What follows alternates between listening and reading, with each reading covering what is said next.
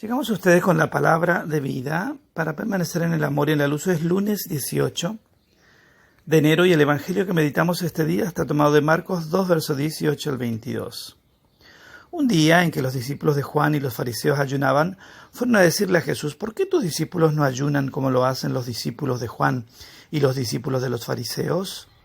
Jesús le respondió: ¿acaso los amigos del esposo pueden ayunar cuando el esposo está con ellos? Es natural que no ayunen mientras tienen consigo al esposo. Llegará el momento en el que el esposo les será quitado y entonces ayunarán.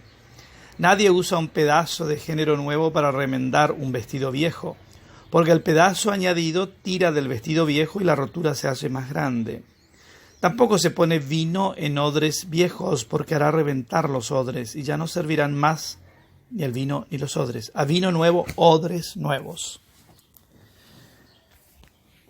Bien, Jesús en su contexto y en ese tiempo, por supuesto, deja absolutamente en claro que Él traía la novedad de la revelación, que Él traía la plenitud de la revelación, que todo lo anterior había pasado y que comenzaba una historia nueva.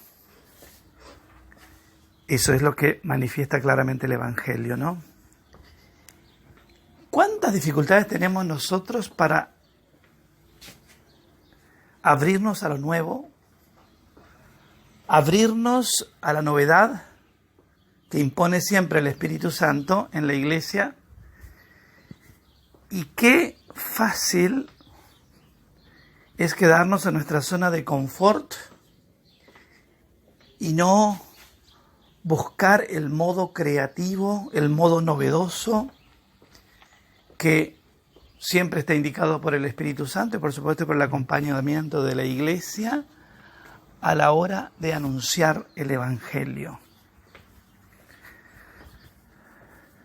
Y a veces lo más común es que al institucionalizar la fe le demos preponderancia a la institución, aunque como ya dije en otra meditación es absolutamente importante, pero le demos preponderancia a la institución y en ello sacrifiquemos la acción del Espíritu Santo, que es siempre actual y que nunca puede ser encajonado en una estructura, porque lo propio del Espíritu Santo es fluir, derramarse.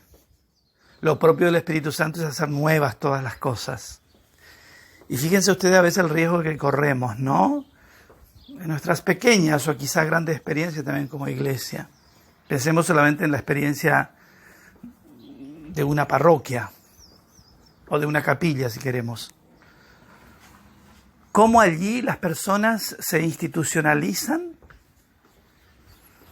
y se hacen dueños de la fe, se hacen dueños del sacerdote, se hacen dueños de la palabra de Dios, se hacen dueños de la Eucaristía, se hacen dueños de todo. Agarran la llave y se hacen propietarios de la llave. Y guay el que pretenda tocar esa llave, porque yo me considero propietario. Esa es una actitud de fe también, ¿no es cierto? Es una actitud de fe, la apertura, la docilidad al Espíritu, el tener en claro qué cosa es lo esencial, cuáles son las cosas esenciales. Y lo esencial es anunciar el Evangelio, a tiempo y destiempo. Lo esencial es estar atento a la fraternidad, porque ese es un componente fundamental a la hora del anuncio, ¿verdad?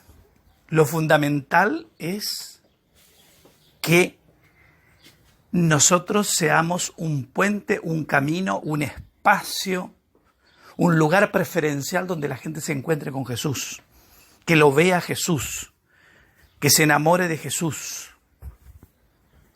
que lo experimente a Jesús vivo. Pero no lo hacemos, ¿no? Nos quedamos en las viejas formas, en las estructuras anquilosadas, en esas estructuras que a veces están tan herrumbradas que crujen por todas partes, que sabe todo a moho, a humedad.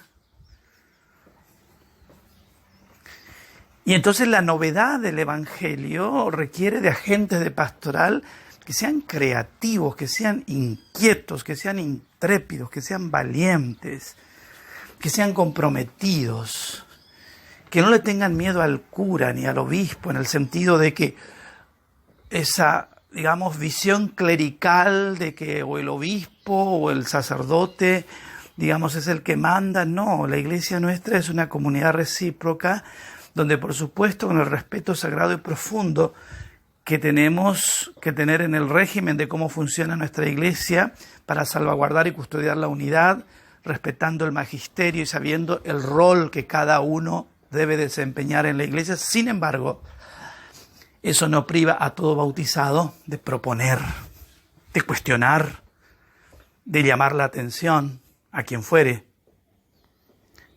Porque el Espíritu Santo sopla donde quiere, como quiere, y nadie sabe ni dónde viene ni de dónde va.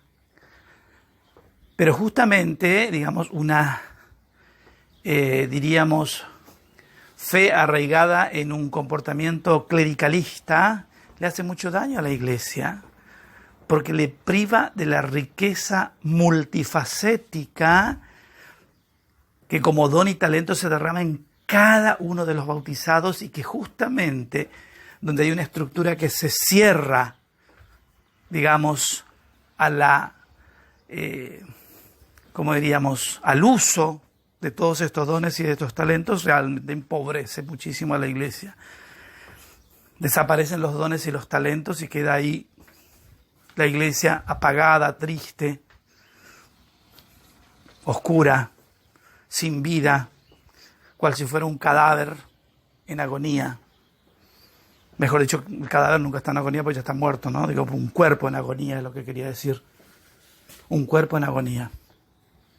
Y la iglesia debe ser un cuerpo vivo, resplandeciente, que irradie la luz del Evangelio, que contagie, que cuestione, que pregunte, que proponga, que dé luz, que llene de esperanza, que dé consuelo, que sea protagonista.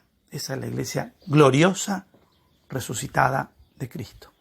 Que la mirada de Cristo te guarde, el amor de la Virgen Consolata te custodie, descienda sobre tu casa, tu trabajo, tu familia, su santa y divina bendición.